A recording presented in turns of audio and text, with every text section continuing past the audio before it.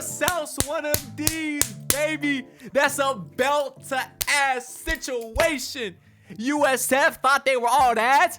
They thought they were something after beating little old Boise State and the University of Florida. Hell no. Y'all ain't seen nothing until you walk down into Miami, and what you really walked into was a buzzsaw, because from the jump, the Hurricanes showed them who truly is the best college football program in Florida, and it was a super, super fun one, as really the Hurricanes never took their foot off the pedal, and they looked absolutely amazing in almost every aspect of the game. And as a Hurricanes fan, I'm really, really hype. A little hesitant maybe to drink the Kool-Aid, because obviously we've said pretty much every year for the last 20 years at some point that the U is back. So I'm not quite saying that, but I am saying this is a damn good Hurricanes team and well-deserving of their 5th spot in the most recent AP poll. And maybe they even move up a little bit, because UCF was ranked 18 and they really could not hang on a field with us at all, even though I really like their quarterback a lot. That being said, I didn't necessarily think Miami was going to dominate this game. In fact, in just yesterday's video, I told y'all to go on FanDuel and take the Hurricanes money line. But I also said maybe throw a little bit on the UCF spread. They were actually 17.5-point underdogs. I didn't think Miami was going to dominate them. And what we saw today was an absolute thrashing, 37-point beatdown. And it has me hype going into next week versus the Gators. I'm not gonna lie, I think I might go to that game, because that crowd was absolutely rocking in Hard Rock Stadium today. And I just want to feel alive again, because I already know tomorrow the Dolphins are gonna make me feel dead. So I think I got to go see this Hurricanes team take advantage, because it's definitely one of the most exciting teams I've seen in my lifetime. You know, it is hard to not think what could have been if Cam Ward was here this year instead of last year, and if he could have played with this defense and these receivers like Malachi Toney, my God. CJ Daniels, my God. Every week that boy's making just a hell of a catch. Definitely a fun one today. I got a lot of notes, so let's go ahead and get into it. Starting the first quarter, the Canes start with the ball, and they do exactly what you want. They go right down the field, and Josh Moore got an easy touchdown. It was an 8-yard touchdown off a slant. Nice throw from Carson Beck. And it was awesome just to come, right out the gates and get a touchdown, because obviously a team like UCF or USF, they're feeling themselves after a couple of nice wins to start the season. And you don't want to let a team like that hang around. You kind of want to step on their throats from the jump, put them back to reality. I guess give them a reality check, so to speak. And the Canes did do that by scoring a touchdown on the very first possession.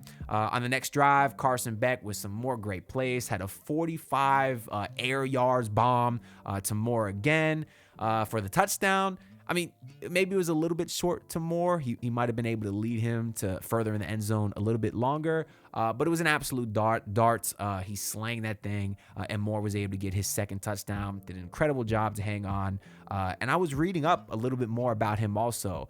Apparently, because he's a freshman, so I didn't know too much about him. Didn't score in the prior 2 games, but he's 6'4". And the wide receiver coach said that he was actually timed as the fastest wide receiver on the roster, clocking in at basically 22 miles per hour. So the Hurricanes got a freshman who is 6'4", who could run 22 miles per hour at his top speed. That is a deadly combo. So obviously Josh Moore was incredible today, and I'm looking forward to see what he can do going forward. And then USF, they would finally get their first points of the game in the first quarter as they got a field goal to go after an incredible 50-yard throw from their quarterback, Brown, who I think he was like getting hit at the time. He threw off his back foot. I saw some noise about that guy, Byron Brown, as maybe being a potential sneaky Heisman candidate. And I can see why today. Despite the loss, I thought he was pretty impressive. He even threw for 274 yards and a touchdown himself. So he's a good player. I do think USF has a good one in him. But either way, the Hurricanes defense would bend not break, and they would be up 14-3 after the first quarter. Going into the second quarter, the Canes would unfortunately go 3 and out on their first drive. It's looking like USF might be able to pick up a little bit of momentum here. But then that's when we got a weather delay. And I said, oh my God, because these college lightning delays, they're a little bit extra, in my opinion. 8 miles away, if you see a lightning strike, you got to stop for 30 minutes. And if there's another lightning strike, it resets for another 30 minutes. It's just that's how you get these lightning delays that are, almost 2 hours, which is what we saw today. It was an hour and 40 minutes, which actually worked out for me because originally I was going to go hoop today after the Hurricanes game. But then when there was this delay, I was like, you know what? I might as well just go now because we usually hoop around 5:30 anyways. So I was going to go a little bit later. But I said, you know what? I'm going to go because for all I know, this could be a 2-hour lightning delay. Sure enough, it was. So, I had the game on DVR anyways. So we hooped for a couple hours. And by the time I was done hooping, the game had basically just resumed anyways. So I was able to catch up pretty quickly through halftime and watch the whole second half live. So it did work out for me pretty well. But anyways, the delay would finally end. It was still about 14 minutes to go in the second quarter, and the Canes were able to hold USF to a field goal despite another bomb from Brown to get them pretty close. So they had some drives, USF, but that Canes defense always came up big when it really mattered.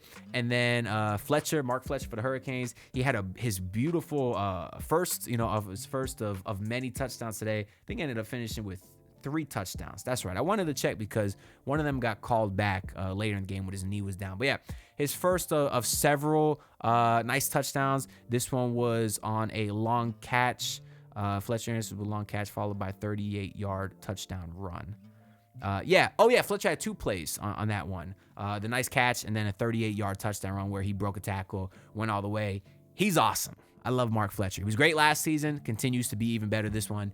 He's a guy that has me excited, and he'll be playing on Sundays, I guess next year. I'm assuming he's a junior. Let me check, actually. He has to be, right? With how dominant he's been? Yeah, he's a junior. So I think he'll be playing on Sundays by next year. And then that run will put Miami up 21-6. And a couple plays later, Miami got another interception inside USF's 25. It was Brown's first interception of the season. Glad the Hurricanes could do that. And then the Hurricanes would eventually score on that drive. They had a 4th and 1, which Fletcher converted. Beautiful run by him. Showed patience. At first it looked like he was stopped on that 4th and 1. And I was thinking, damn, you should have just ran it up the gut. But he kind of took his time, and he was able to let the great offensive line that the Hurricanes have really set up a hole for him, and he was able to end up picking up the 4th and 1 pretty easily after a little bit of patience. I was glad that the Hurricanes went for that also. After the interception, it would have been a win for USF if they had just held Miami to a field goal. I didn't want to give them that momentum. I didn't want them to say, oh, we threw an interception inside on 25, held them to a field goal. They can feel good about that. Instead, Miami didn't hesitate. They got right to the line. There was none of this, oh, should we go for it? Should we not? No, they lined up right away, and they got it to go.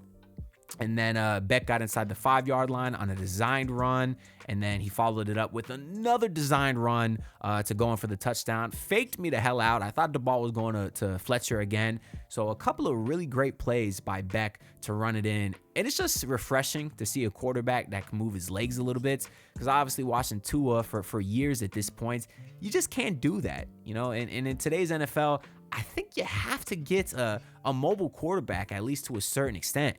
These defenses are getting too good. They're getting too creative.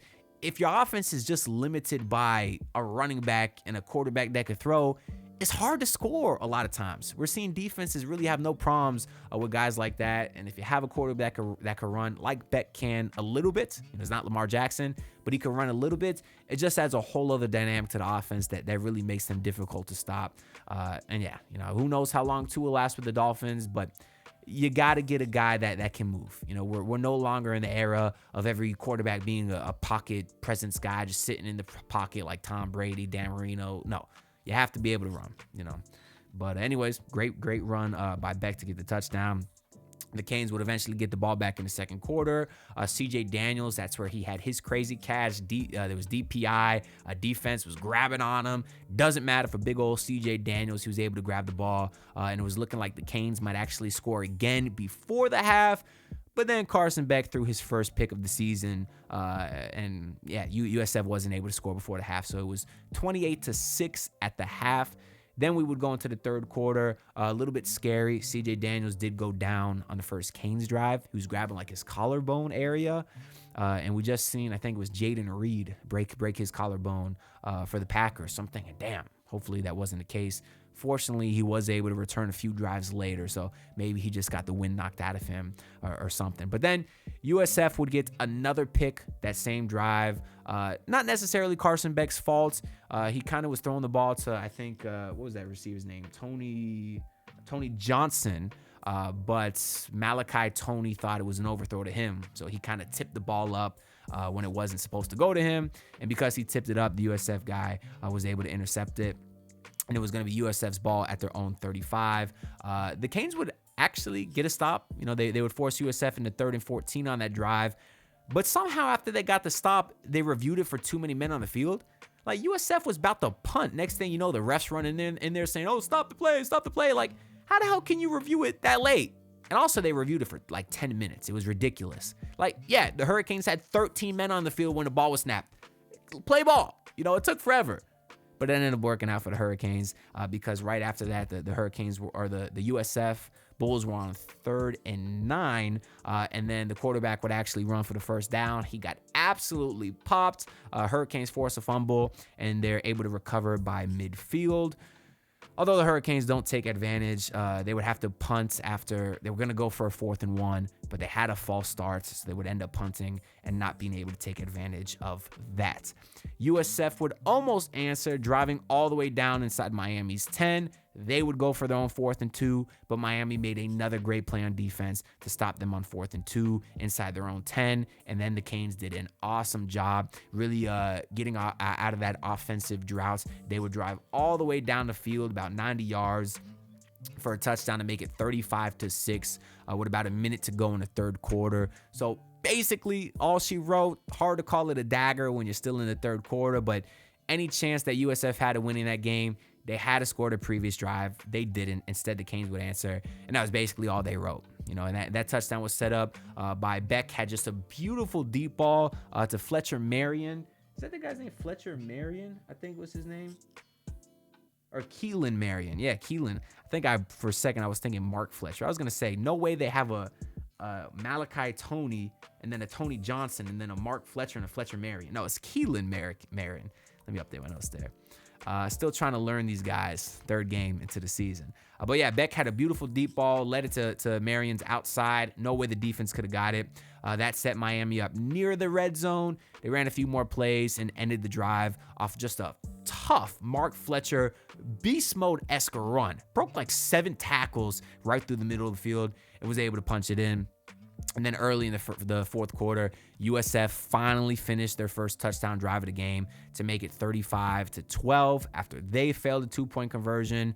But the Canes would match right away, would end with a 1-yard pass to Marty Brown, 42-12 Miami, and that was basically it. You know, the backups were able to get in for one drive, and fortunately for them, they were able to score as well. Pretty cool to see those guys get some run. It would be Gerard Pringle Jr., who got his first touchdown. The redshirt freshman put Miami up 49-12, and that would end up being the final score. So a lot of great plays from the defense, a lot of great plays from the offense. I thought this was definitely Carson Beck's best game. I mean, between this and Notre Dame, I don't really count the Bethune-Cookman game, because it's Bethune-Cookman, no disrespect. But he was absolutely incredible today. Just looking at the stats, 23 of 28. Oh, that's so efficient. Oh, I love to see it, man. I don't know what that noise was I just made, but it's exciting. I don't know. It's exciting to have good football in Miami, man. It's been a while. 340 yards for him, 3 touchdowns, the 2 picks. And then as far as rushing, yeah, Mark Fletcher, 121 and 3 tutties. That boy's an absolute monster. And then as far as receiving, Keelan Marion was your leading receiver, 81 yards for him, and Malachi Tony 66 yards, Tony Johnson 64, CJ Daniels 56, Josh Moore 47. Really spread the ball around a lot. But that Malachi Tony, the kid is 17, good 10 years younger than me. Holy crap, that's kind of crazy to think a dude in college is 10 years younger than me. I don't know if that means I'm old or he's young, but that actually is kind of wild. But yeah, all around, incredible performance from the Hurricanes. And I'm going to go to the Gators game next week. Maybe. I got to look at ticket prices. I saw they're already starting to get a little bit expensive, but that'll be fun. You know, USF just beat Florida, and Miami just dominated USF. So through the transitive property, you would think Miami could handle the Gators as well. Although I saw they were in a close game with LSU. Let me check that score, because LSU, they said, was 3rd in the country.